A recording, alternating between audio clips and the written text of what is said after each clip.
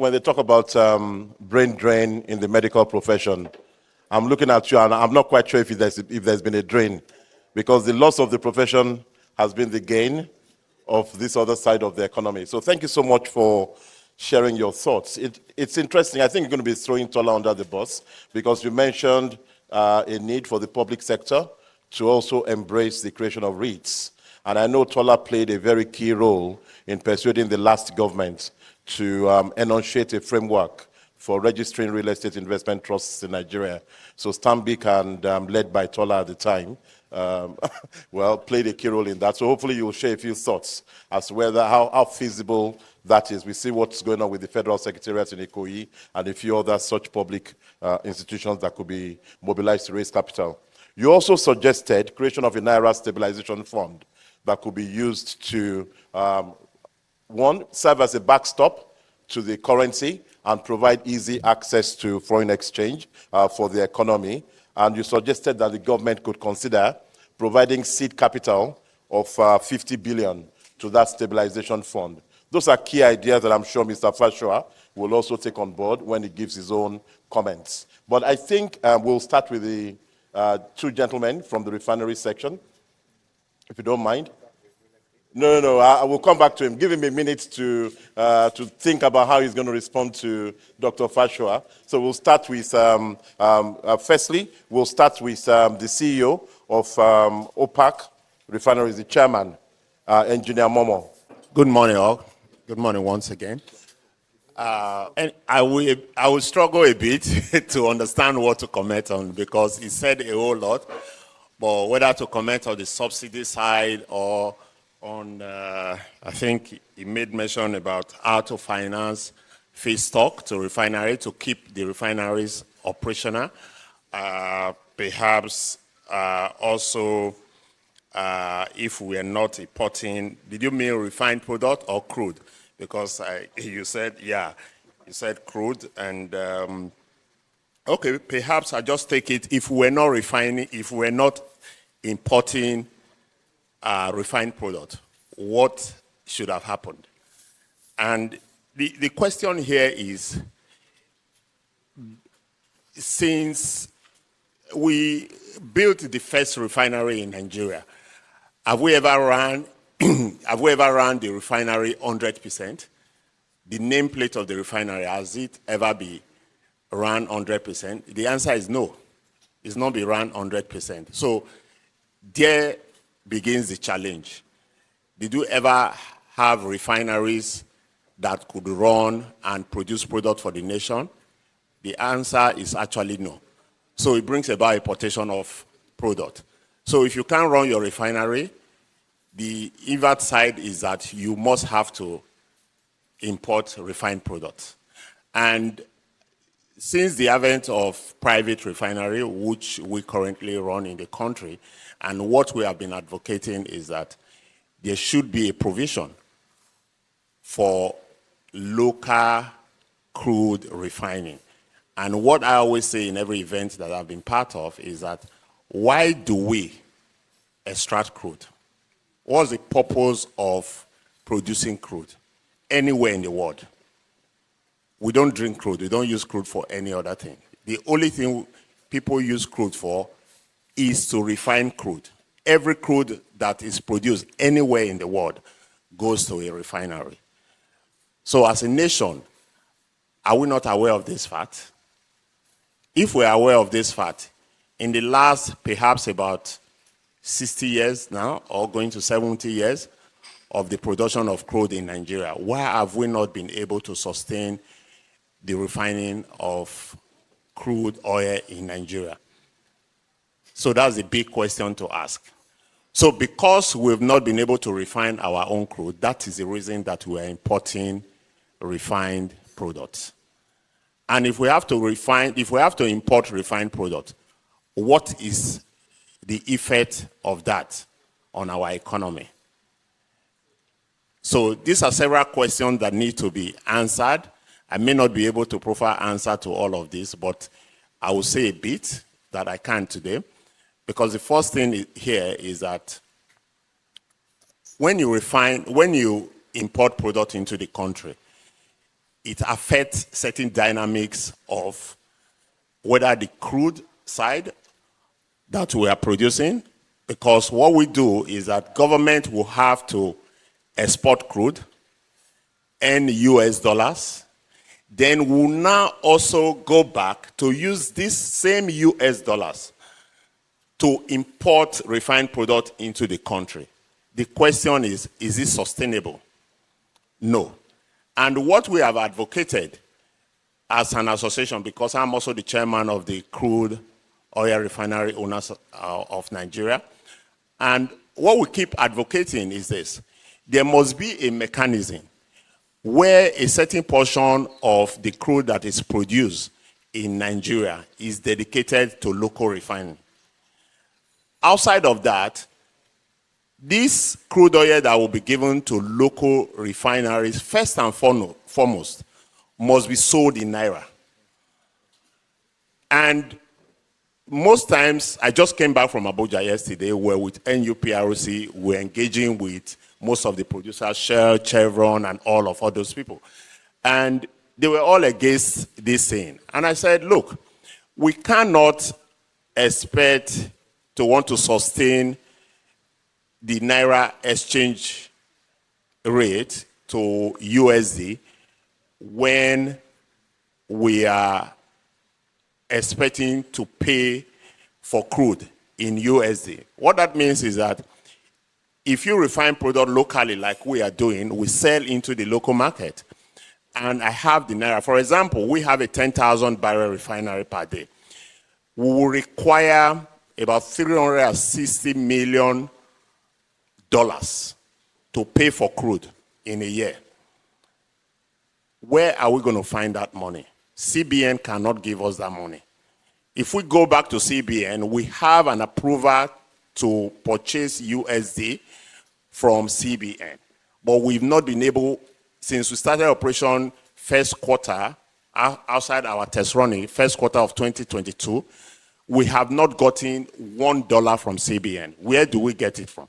For example, a combined capacity of our 10,000 barrels, Aradel 11,000 barrels, Watersmith, we totally have about 27,000 barrels of modular capacity in the country today refining.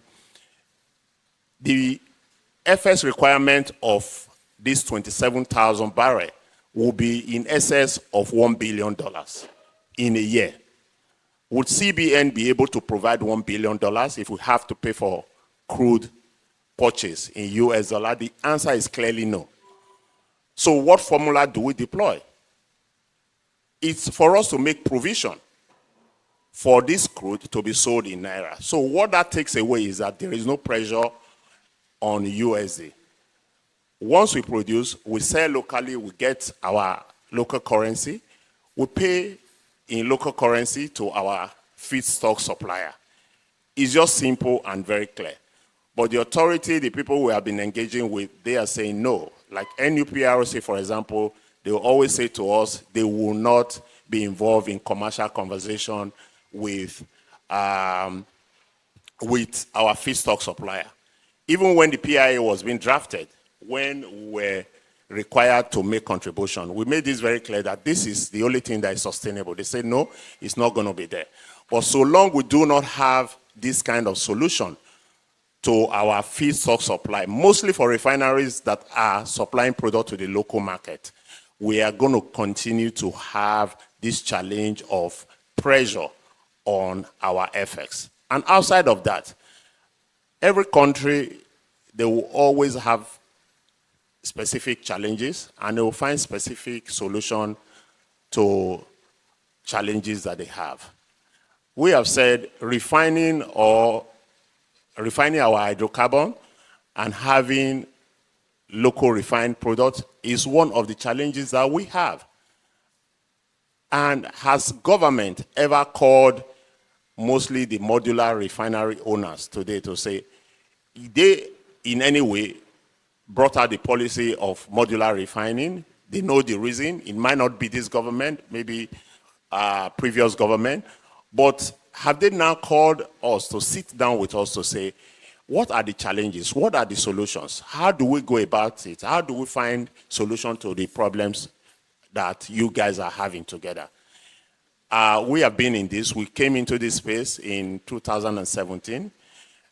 From that time till now, we have not had very constructive conversation with government on how do we together find a solution. In the last regime, I recall that the Minister of State then made attempt to do something where there was a ministerial committee. But in any case, the outcome of that ministerial committee, till date, we don't know what happened to it. But let me not lose track of what we are saying. There are several issues in the oil and gas industry that are making things not to be sustainable. Another thing we advocate is that there are a lot of stranded crude in Nigeria, either from act of vandalization or insecurity, or because of cost of pipeline construction and all of that. And if you go to other climes, what happened where they have modular refinery, I could mention places like Canada, Texas, and all of that. In Texas alone, you have more than 100 something refineries. And why do they have so many refineries? Is this area where crude are challenged, you cannot export. You have pipeline construction challenges because of the cost and all of that. What you do is to locate a smaller refinery. And for me, I think that's the solution to the nation's problem. Where you have smaller refinery in those areas, produce those crude into the country for in-country consumption. And this must be a deliberate policy by the government to ensure that we stop the importation of petroleum products. And to also ensure that the products that are refined in those refineries go into the local market and are paid in Naira, so that you don't have Naira pursuing US dollars and all of that. There's so much to say if we have to discuss this extensively, but I don't think we have so much time to discuss this. So I will stop there for now. Thanks. Thank you so much, sir. I took copious notes. But I have a question for you before I go to the next panelist. In terms of your suggestion about denominating the price of crude sold to local refineries, you want that denominated in Naira to support also the import substitution and the expansion of the economy by having the refineries work. But we also know that export of crude oil is what accounts for 90% of Nigeria's FX earnings. So if we don't sell in FX, we don't earn in FX, and CBN is not able to provide FX to manufacturers. So, I mean, maybe you want to spend a minute, just 1 minute, thinking, expanding on that, or do you want me to come back? All right, sir. Okay, thank you. You know, exactly what we have been saying. You see, it's just simple knowledge. I'm not an economist, but it's just simple knowledge that, let me just take one example. When we earn Naira, the money that is splitted or shared to all of the states, when we earn US dollar, the money that is splitted to the state goes to the state from the federation account, which most time is from the money we earn. It goes out in Naira. So if we pay in Naira, we are actually contributing to that account from where, is it FEC or FAC or what they call it, is actually distributed. And outside of that, I say NNPC today is the only importer of PMS into the country. When they import in US dollar, they don't sell in USD. They sell in Naira. So it's the same thing we are saying on the invert side. So because government require local currency to run. Nigeria government don't spend US dollar in Nigeria. So they require, so that payment in Naira will go to any expense that the government will be making locally. Thank you so much, sir. So, Mr. Ogunbanjo, 11,000 barrels per day. Do you agree that we should denominate in dollars? But I'll throw one more question in before I give you the mic. So we've read in the newspapers that Nigeria now has a happy problem of having less crude available to sell to even local refineries. So we're beginning to think through supply constraints. It's a good problem because previously our problem was how do we export, right? Now we're finding that we don't even have enough crude to supply locally. So how do you think we can solve that problem in addition to the other thoughts you already had? Thank you, sir. Thank you. Good morning, everyone. All protocol duly observed. I think a lot has been said, and I want to start with my own contribution. I'm also an economist, so there's the economic side of me that wants to speak together with my business, oil and gas. I'll take it from the macro side before I come back to augment what my colleague has spoken about in terms of refining. You see, we're a very interesting country, Nigeria. Let me say a few things. Because you have natural resources in itself does not make you a rich or a poor country. Do we agree? That you have natural resources does not make you a rich or a poor country. It's what you do with it. I'll also say that because you import petroleum products does not necessarily make you a rich or a poor country. And I'm going somewhere with this, because I can give you an example of countries that are quite developed and they import. So that itself is not the issue. But we have a very wonderful country called Nigeria that is resource rich in oil reserves and gas reserves. You have oil reserves that, if you calculate it based on your current production, will last you, I calculated it now, probably 2,000 years. And you actually have more gas than the crude. We have gas now of over 200 TCF, what we call trillion scuff, which I was going to work the maths before coming here because I was going to use the consumption of countries in Europe to try to calculate how much those reserves mean and calculate the number of years or decades that would actually fuel them. So you can put it into, you can quantify it. The quantity of reserves of gas that we have in this country is largely made up of what we call associated gas. This is gas that we found from drilling for crude, not gas that we found going to drill for gas. So experts estimate that if we actually went drilling for gas, we have maybe double or more of those reserves.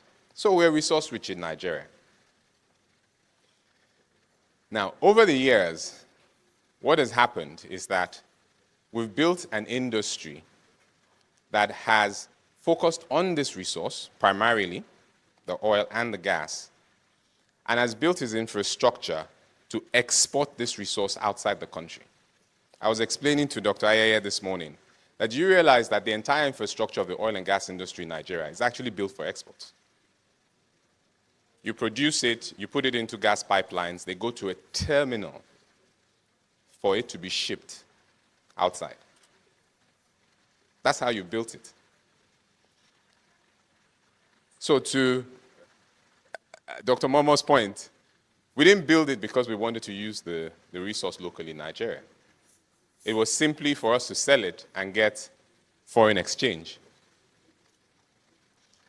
Added to this fact, you then have a country that had, in the past, invested in refineries, 445,000 barrels per day production in total.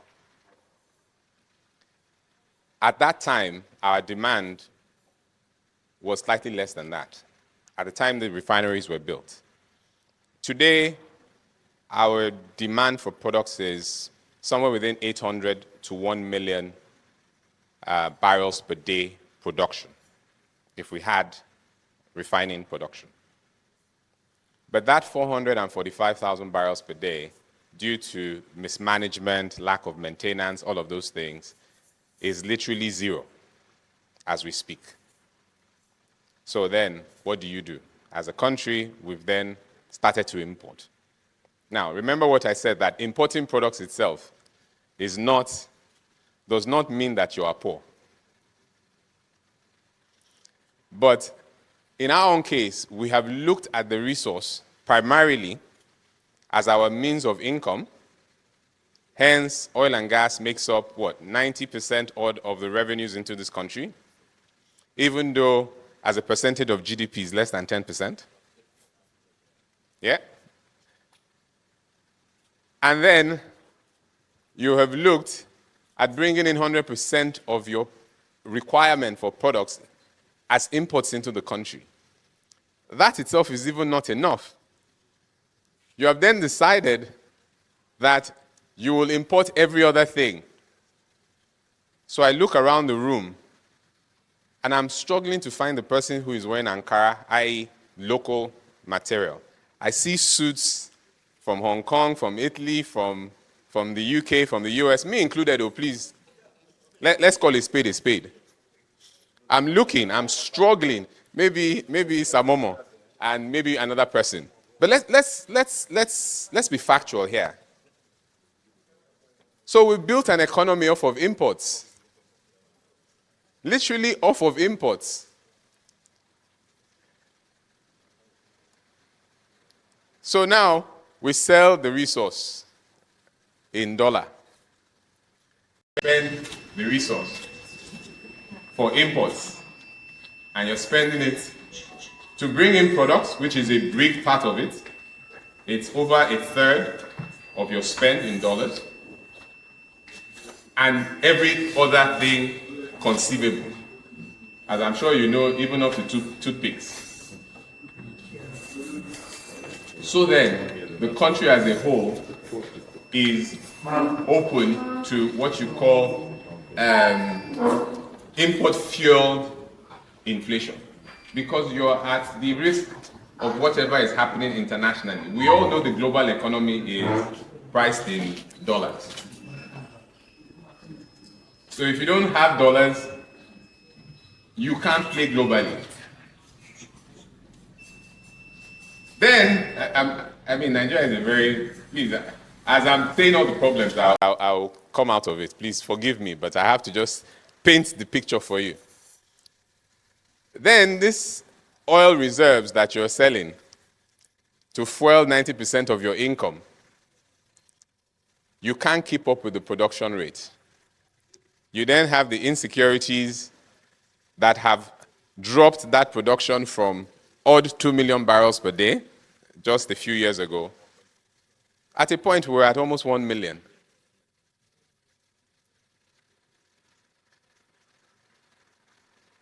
So it's a conundrum of issues that have created the fiscal deficit that the country has, that has put us in the situation that we're in. That you have runaway inflation today is, again, I can speak a bit to the run. I'm sure Dr. Tope Fasua will probably speak a bit to this, but this should have happened. This should have happened since. I'm sorry to say so. As I'm sure we know, the last 3-4 years of the Buhari government, the exchange rate was not real. It was maxed, and you had how many windows? I don't even know how many windows we had to buy dollar. So in itself, this was bound to happen. Now, it's not good on the local man on the streets.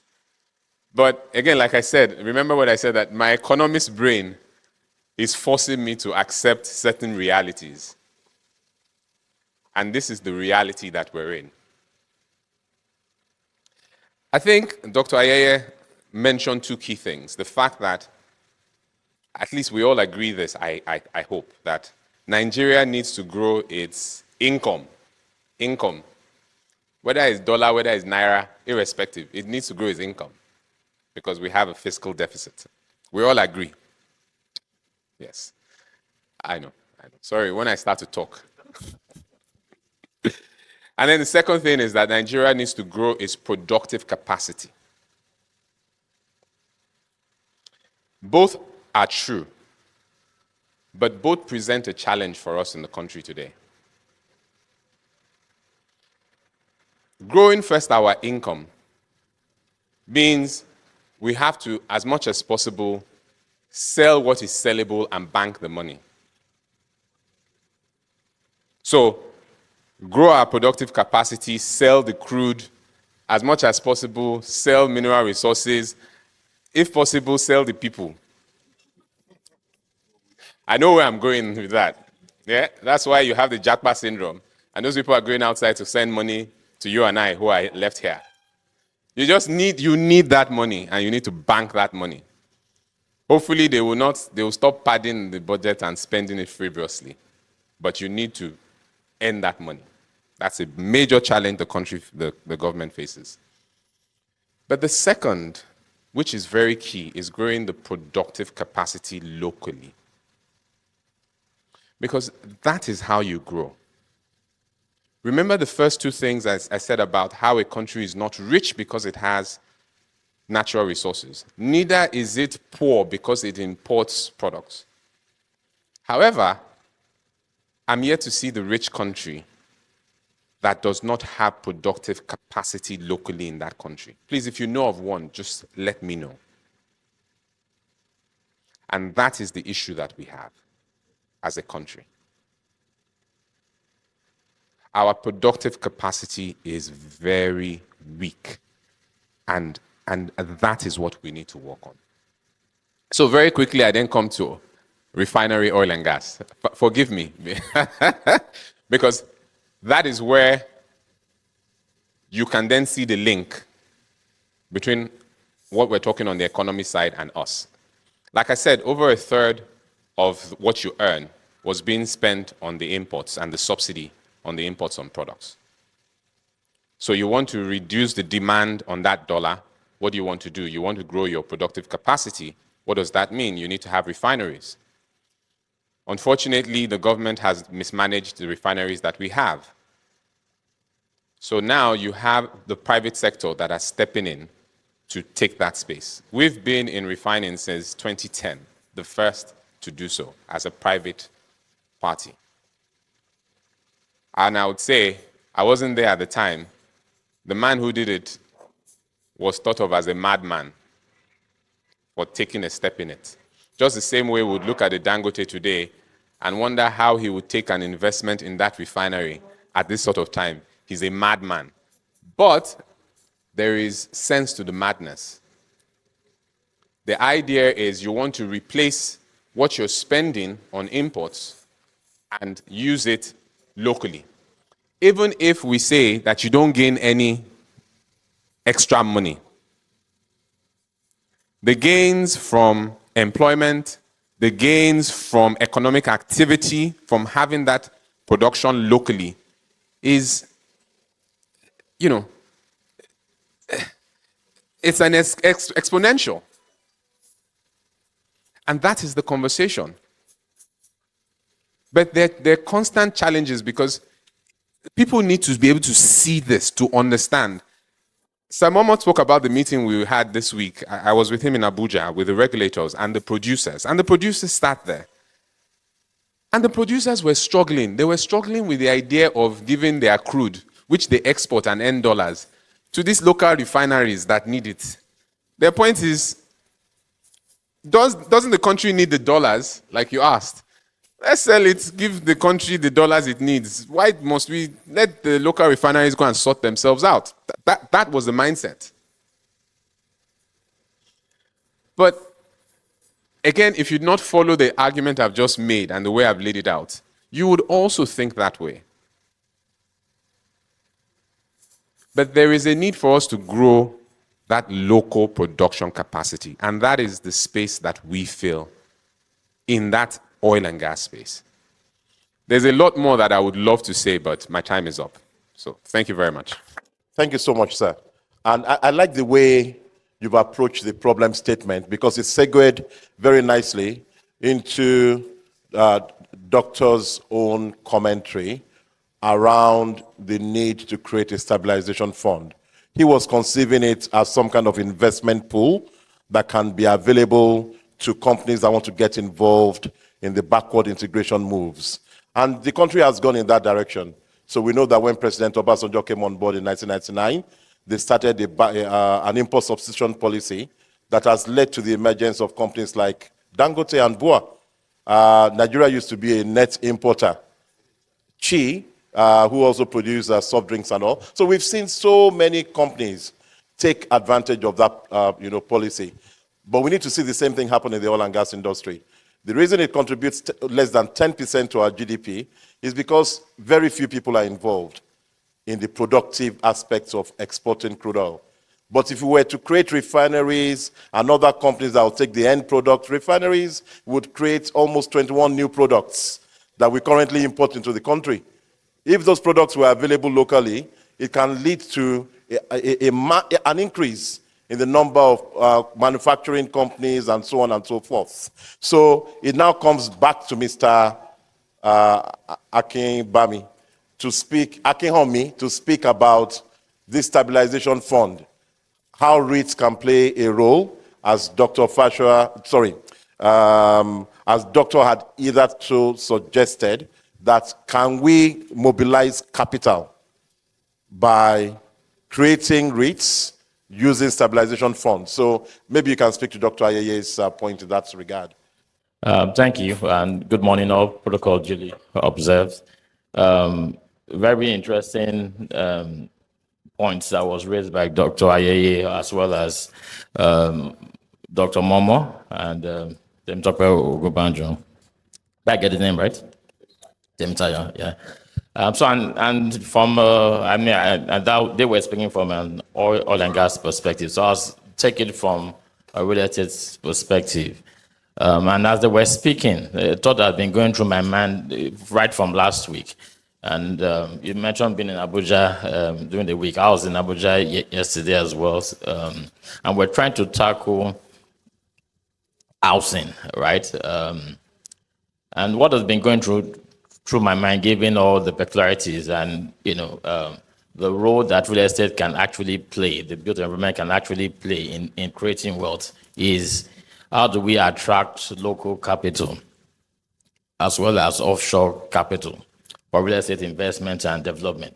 And that's also part of what Dr. Ayeye shared in terms of the REIT. But the reality is that there are problems, and I think I will start with first defining, and just letting us better appreciate that not every building is an asset. So I think let's understand that. So that's the foundation.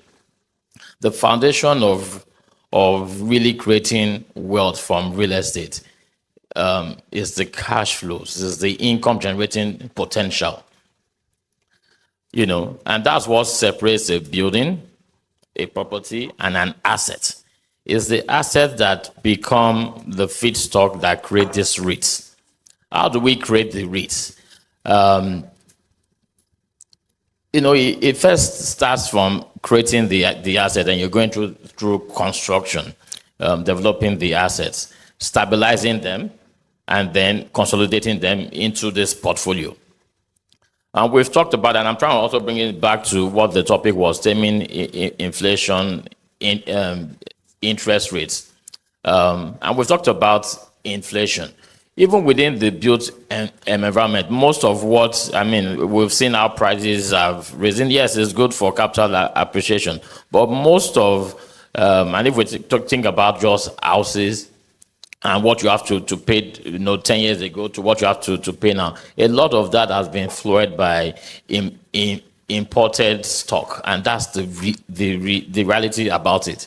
If you're going to start a project, and I remember we were working with a client and trying to come up with a BOQ, we've had to change the cost, in less than 12 months, that the cost has gone from 16 billion to more than 25.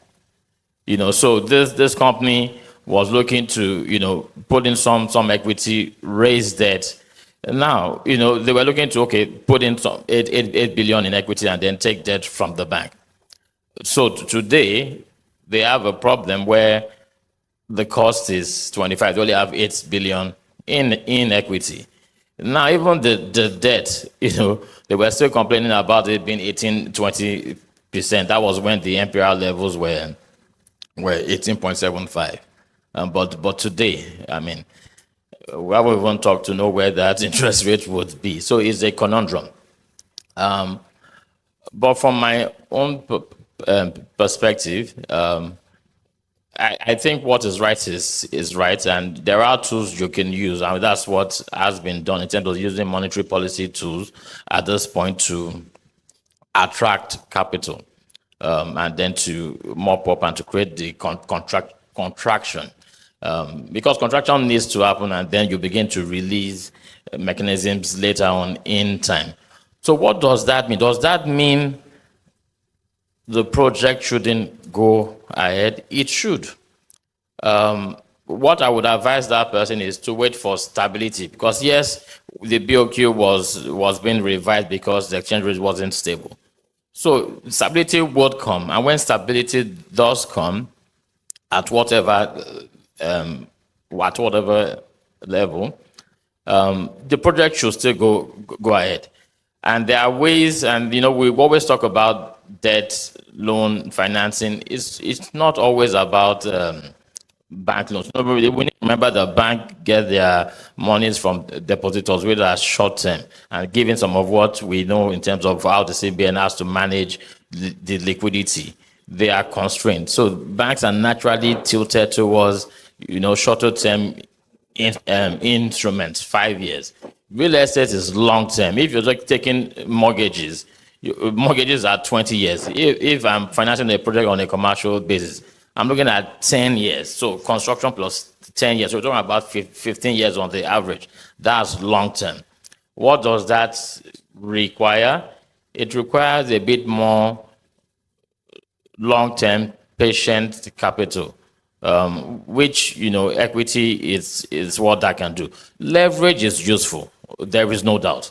So because there's what you call positive leverage, and there's what you also call leverage IRR, which helps to boost the returns to any investor. So you should take leverage, but sensible, positive leverage. Right? So those are the foundations. So bringing it back home to the REIT, Dr. Ademola just shared about, what we've done, in terms of reforms, working with investors and being able to work with the government. I mean, we had to work with SEC, FRS to create some of the legislation that was needed, the regulation that was needed to fix some of the bottlenecks there. And today, I believe that Nigeria has a viable REIT legislation. What is missing? What is missing is pulling the right type of assets that have the right cash flows, and aggregating those into the REIT. And that's where the journey has to be. Are there assets today? Yes. But everything trickles back to the economy. And then if I'm talking about assets, I think we need to dimension what we mean as real estate assets, because it's across different asset classes. So there's retail, which is its own animal in itself. There is offices, commercial offices. There's industrials, hospitals, schools, healthcare. So it's diversified. And the reaction of each of these segments differ per the economic cycle. So what a REIT is aggregating this pool of assets that are business infrastructures that create positive impact on the economy. And I'll use retail as a case study, and I think I will end there. And I'll use retail because over the last 10, 15 years, we've had what we call the retail revolution. And in terms of offshore capital flows that came into the market, without mentioning names of some of these foreign flows, I could say easily, not a lot, but not up to $1 billion, but $500 million is not small, right? And this has created assets across Lagos, Abuja, Onitsha, Owerri. Now, what we also then saw was a flurry of tenants, offshore tenants, come into the market as well to sell their different goods. We've also seen local tenants grow. Now, what have we seen currently? Due to the harsh economic environment, a lot of those offshore tenants have exited the market.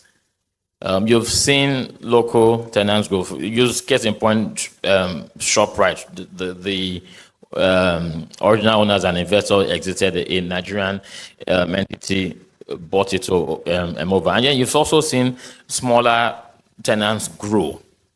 But the reality is that we need a mix of both and in sizable quantities. And the economy, inflation, these indices need to support that. We need to see our local tenants. We need to see the agricultural sector play a very key role in producing, and helping the grocers. If we're able to do that, then that begins to help to resolve, inflation. And you talk about production costs across all sectors. Even talk about the built environment. Why does the import component need to be that high? It's also about the trust intent of the quality of the products locally. So I think I will end on that point. I think it's time we have the stock in assets that can be put into this REITs, but I think we need much more creation of assets, because that's what will create wealth, both for businesses and in the individuals on a long-term basis. And thank you very much. Thank you very much, Mr. Akinhanmi. So we'll now move to listen to Mr. Tope Fasua, who is a special advisor to the President and the Vice President on Economic Matters. You have heard the views of so many members of the panel, and also the wish list that Dr. Ayeye put on the table. If anybody has been active in the last few weeks, the presidency has been active, and only yesterday you guys announced the composition of two high-powered committees. The Economic Coordination Committee, which I suspect is similar to the previous Industrial Council, also has private sector participants. Alhaji Dangote was named as a participant. Abdul Samad of BUA was also named as a participant in that committee. And also a task force to work on the economy. So you can help us unpack what is going on, sir, and how with the MPC decision we can begin to expect over time a reduction in inflation and a reduction in interest rates. Thank you very much, and good morning, ladies and gentlemen. Permit me to rest on established protocol. I have a few points jotted here so I can just follow my thoughts and not waste time. I'm going to be speaking very fast so I can cover most of what I want to cover. Well, my daily work is as an economist, even though I'm also a chartered accountant. I'm also a public policy scholar. And so I'll focus on the economic aspects of things. So basically, inflation at 31%, 31.7, food inflation at 37.92. Well, it would have been good. I wanted to quickly find out what inflation in housing sector was. I've not been able to pull that up, but someone can assist here. However, that inflation will start to trend down. I just shared something on my Facebook just now, a report by one of the newspapers that food prices are falling in Enugu State and even across the north. Of course, the food inflation is what drives our inflation. If we can begin to bring some of those down, we probably will see inflation trend down faster, honestly. And so everything needs to be done. Sometimes we make the mistake of comparing our economy to some of the more developed ones around the world. But indeed, I think sometimes I try to call us back to reality to say that sometimes our issues are rather quite basic. But we must pass those issues through behavioralism, look at our social psychology to know exactly where we are today. It's not everything that Adam Smith said in 1787 that will work here. I mean, the man was a Scotsman. He was a Scotsman, and in fact, the guy, he never got married in his life till he died. You know, so perhaps economics would have been understood differently had Adam Smith got married and had a wife. A wife. That's very important, you know, and children.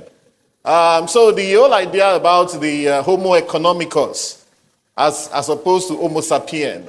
Homo economicus is always calculating to take advantage and to maximize his marginal returns of sort. Actually does not exist. It's a fallacy. Because we realize that most of us take irrational decisions oftentimes because of things like emotion and other kind of psychology. So that's important to note. So essentially, I'll say that the inflation in Nigeria, a lot of the inflation that's going on is actually price gouging. People can take advantage. Our economy is not really structured. We're not even getting the right data that we should get. And so someone is selling food, and food is a major item on the inflation, on the food basket, on the basket indeed of goods that are surveyed by MBS Bureau for Statistics every month. Food is a major item on it, and therefore there'll be a skew, because indeed it's a case of take it or leave it. People must eat, and indeed you'll probably also find out that the farmers are not the ones making the money, rather it's the middlemen who buy from them. So, however, the good thing is that we're now getting more information, more data in terms of what's going on in that space. And with recent events, including the strengthening of the Naira, chances are that perhaps we'll be able to get inflation to start trending down sooner than expected. Projection is actually around September. I would actually think that in the next max 2 months, we should actually, if we do the right things, we should actually get inflation to start trending down. So, of course, the key drivers are the policy on foreign exchange, trying to close the gap between the parallel and the official. As a matter of fact, as Dr. Ayeye was saying earlier on, the truth was, I think it was Mr. Ogunbanjo, there were like at least 5 rates in the Emefiele days, actually. One for custom. There's still some of them still around. We still have a customs rate, we have an official rate. But I think what we tried to do in the beginning was to close all of those official as much as possible. But you see, the parallel market is a different kind of animal. And as I'm talking to you today, the truth is that official rate is about 1,382, as I speak, 0.5, and the parallel is hovering between 1,100 and 1,003, meaning that official is more expensive than parallel as we speak. And of course, what's going on is that the guys who are selling money, the guys who are playing in this, call them the malams, they also know how to take advantage. If you want to sell now, they're going to buy you really cheap. But if you want to buy, their rate may be about 1,350. They can make 200-300 naira off you. So like a friend of mine just also shared, I was checking it here. You know, for you guys who have actually shorted the naira, and that's what it's called. When you actually move against the naira, those of you that bought dollar, hold on to your dollar. Don't feel too bad. At least you travel one day and be able to spend the dollar. You know? But left to me, I will keep the rates low for another 2 years in the minimum. Left to me. I'll keep it low in the minimum for another 2 years. If we can achieve 1,200 or 1,100, fair enough. But we're not going to go back to where we're coming from.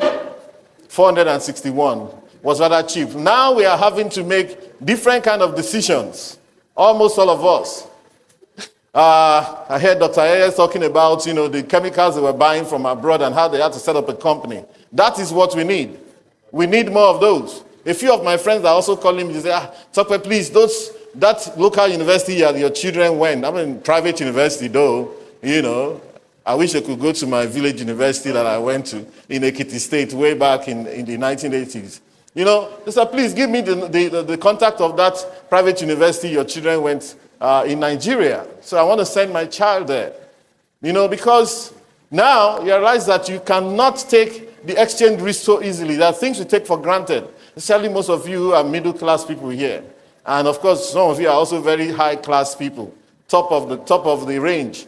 The 1%ers, some of them are here. I won't mention any names. They know themselves. Some of them own refineries. Some of them own banks. So some of them were bank MDs. Even Mr. Ayeye, the doctor converted to cleaner, is making his dollars in the millions as well. Those of you are the ones that are complaining about the dollar.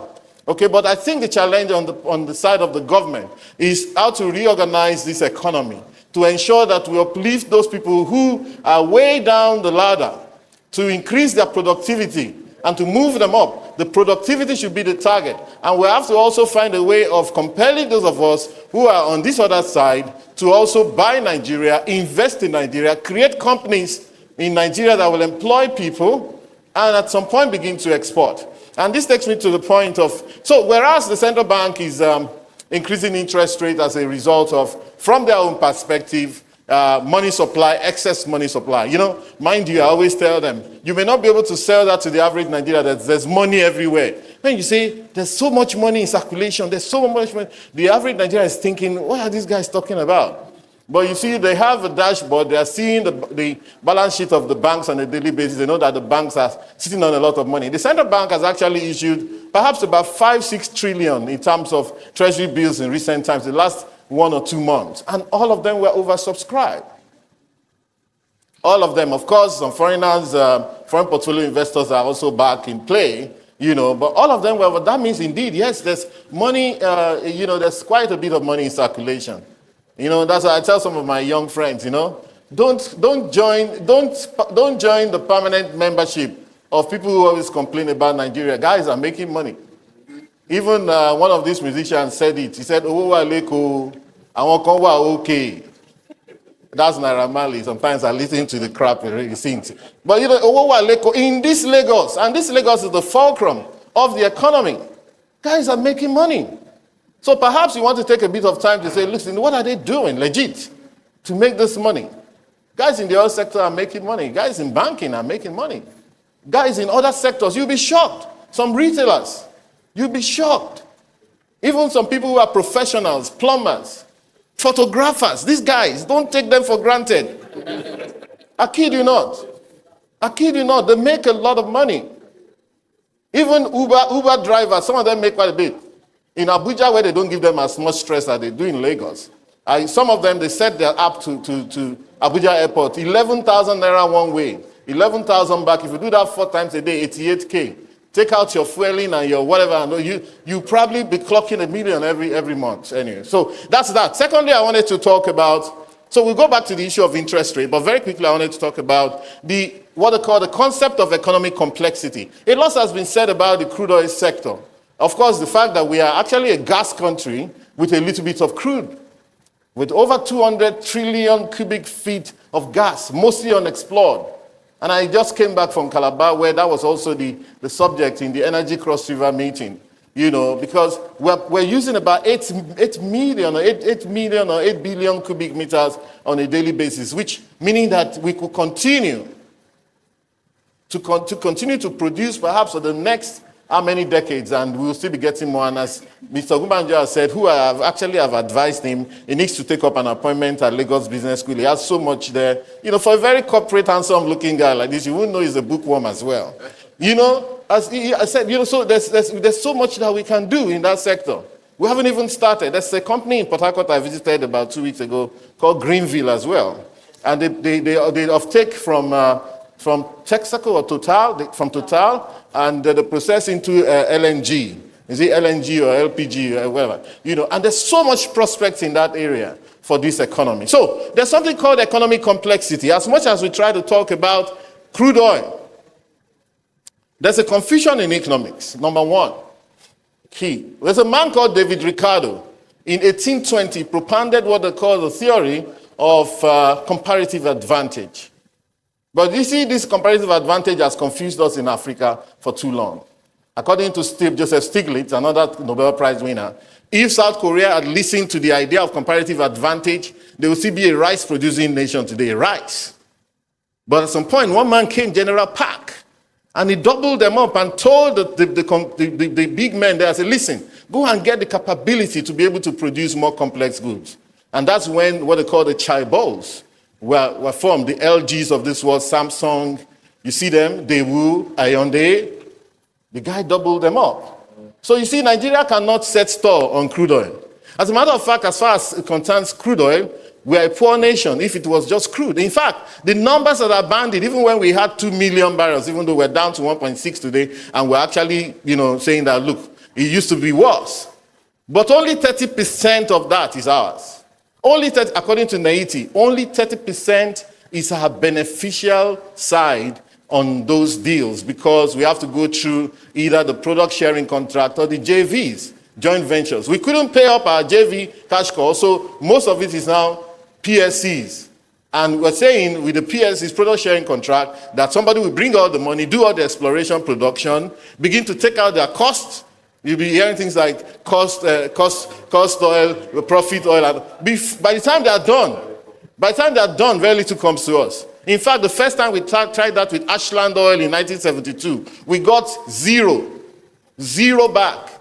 They came back and said, listen, all the money, by the time we sold, the market had fallen, there's nothing coming to you. So, and I think that people have been talking here about the need for us to produce things ourselves and so on. So, economic complexity, I discuss comparative advantage. David Ricardo, there's a man called Ricardo Hausman, right now he's in Harvard.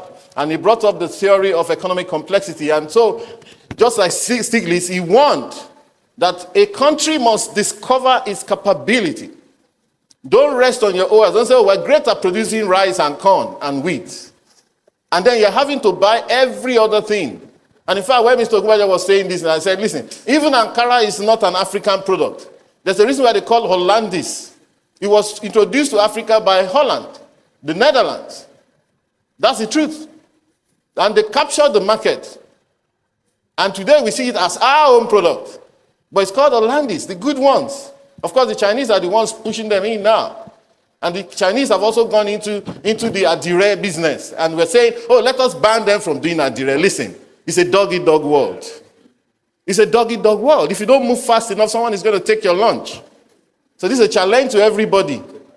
Do you know what the truth is? All of us have, well, let me not use a very strong word. I won't say we failed. But it's a generational issue. All of us have seen, as they say, if it was, on Sunday, that's what you hear from your pastor. We are falling short. Generationally, why did I say that? Look, our expectation from life is usually, most of the time, above our contribution to life. As Africans, as Nigerians, there's a lot we need to do to check our thinking and our expectation and manage our expectation going forward. And indeed, you may blame politicians. The truth is that the politician was just an ordinary citizen yesterday. He went into the National Assembly with the same mentality. And I believe that once he's there, look, I need my Toyota Land Cruiser of 160 million. There's a reason. There's somewhere it's coming from. If he was a bit more contrite, he'll say, you know what, are you sure I should be getting this now? I work in government. I don't have an official car. Honestly, I don't need one. I don't.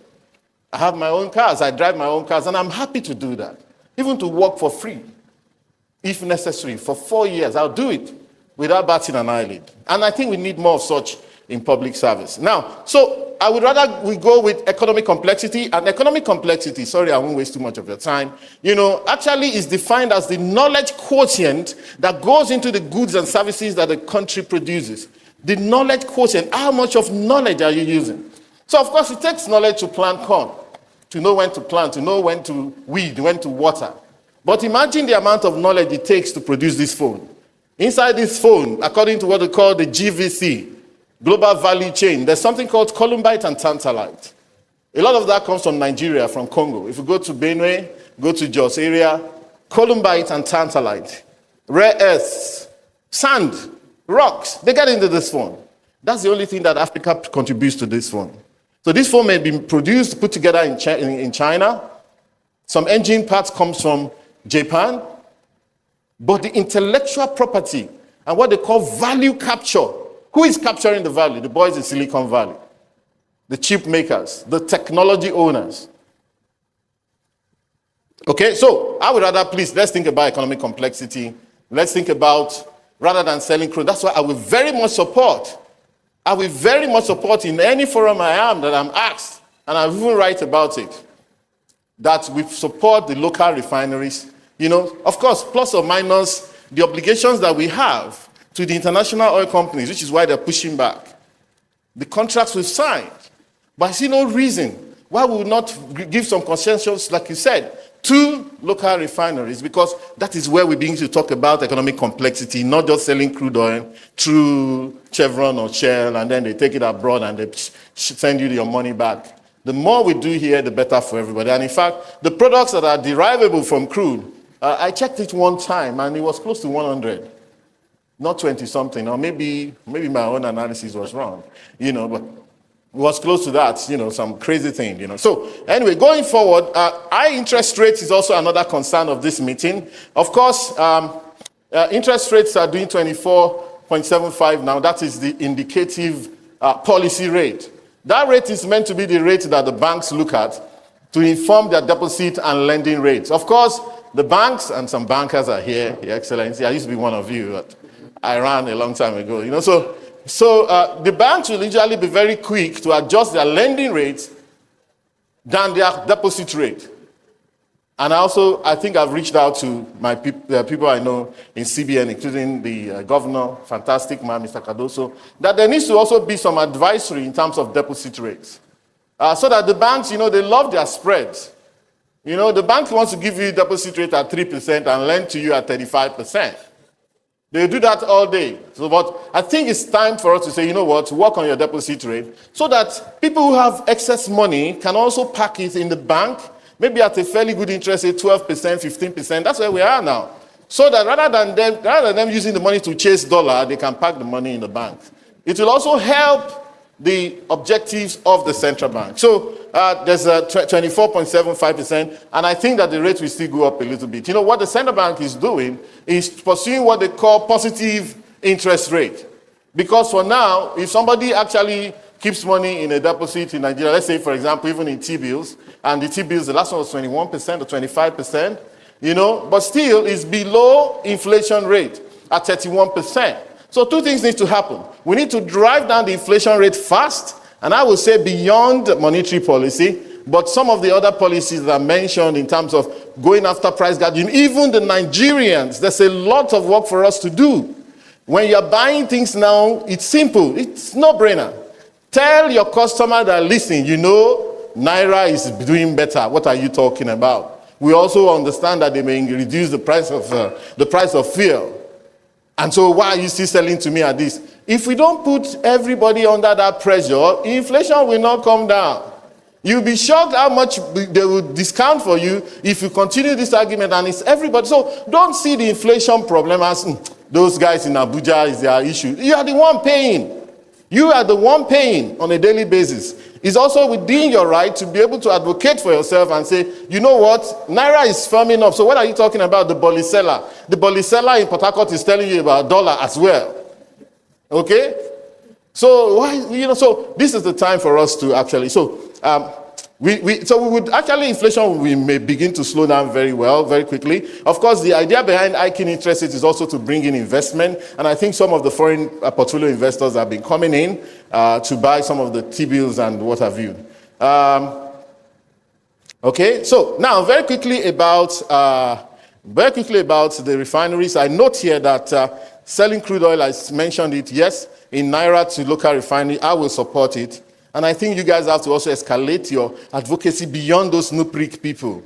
Because there's a way they think. This is an executive issue. You should be trying as much as possible to see the president, because he is also an oil man. He will understand. You are. Yes, the more, you know, it's not an easy man to see, but you have to try, you know. Hedging the price of crude oil, gas is short, and we have more gas than oil, and no supplies for refineries and so on. You know, yes, it's sad, but that's where we find ourselves at. Now, Dangote is having to bring in crude from the US. So I think there's an imbalance between the investment and the production, okay? Because all of a sudden we have obligation to deliver on production to many of the international oil companies. We have refineries to feed. Imagine that all our refineries were working. So what are you going to do with the contracts with the IOCs? Who are still the ones, except maybe you say IOCs produce, but rather than export, sell, in which case they will want to get their dollar. So there's a need for an agreement there, an executive agreement, to say, you know what do we do if we get all our refineries working, and we can use all the 1.6 million that we produce, why do we have to send them abroad? So the issue would then be, okay, what can the government do? And look, when you put it out there and say how many people are going to be employed and all of that, I think you'll be making a very good case to government. So lastly, on the matter of built environment, I wanted to just say that there's something called debt capital. Nobody has spoken about debt capital here today. According to PwC, we have about 90 trillion naira in terms of debt capital. And my last research, though it wasn't too much of a research, it was just a bit of conjecture here and there. In Abuja, we have more than 300,000 houses that are unoccupied or abandoned. When you're flying into Abuja, just look down. On Airport Road alone, you probably see 100,000 houses abandoned at different levels, right? Failed housing companies. Apart from the ones, the other time I went to Maitama, or even Asokoro, it's embarrassing how many houses have been abandoned. Because there seem to be, the secondary market is not, people build houses for generations. I want my children to inherit it. Meanwhile, the children are abroad, they will never come back to Nigeria. I'm sorry. Most people who jackpot today, honestly, their children will never step in this country. That's the truth. Or if they do, when they're young, when they are matured, they're gone. And so you've gone to build a 17-bedroom house somewhere in one village. So there's what is called debt capital. I thought we should address our minds. I understand the challenge with REITs. And it's a good thing. I thought that we had a few REITs quoted sometime by Union Homes or something. Yeah? Are they still there? UPDC, yes. Yes, so nice one. The market is not saturated. We haven't even started. Once you can get the assets together and do your REITs, great stuff. It sounds a bit arcane to me when I studied financial derivatives in the UK years back. These are some of the things that drive the market. So your market is open to you. The world is your oyster.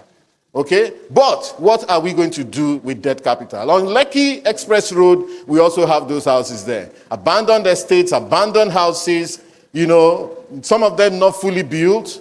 Maybe somebody ran out of money and all of that and bailed and all of that. So I think that's basically it. The rest are about, I mentioned large REITs, I mentioned COVID and real estate.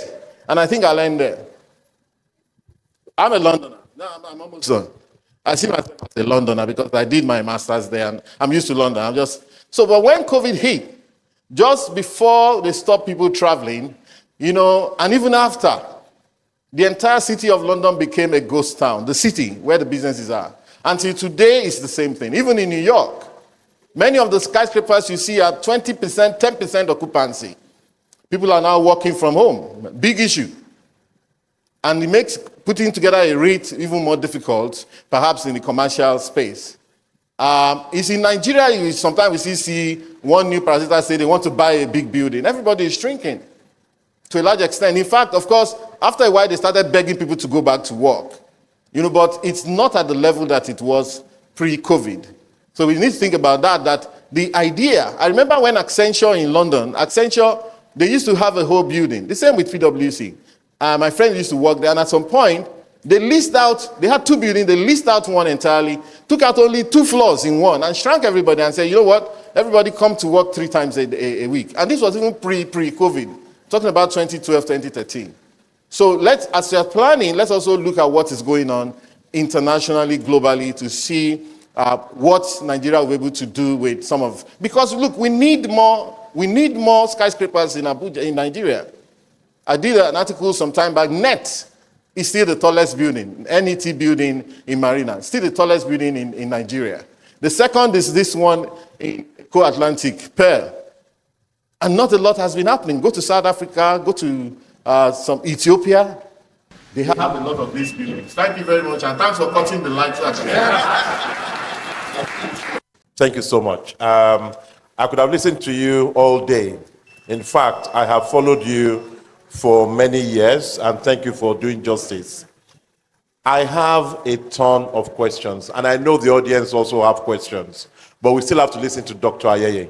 So please write down your questions so you don't forget them. But I'll throw one in very quickly because I couldn't resist. You have the gift of the gab, so you had me sold.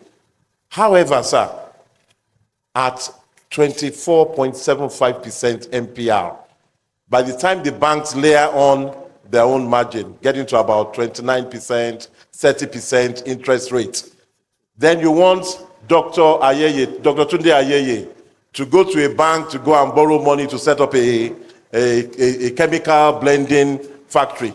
What profit can he possibly make that will enable him service that debt at 30%? And then when you talk about abandoned houses, why won't there be abandoned houses?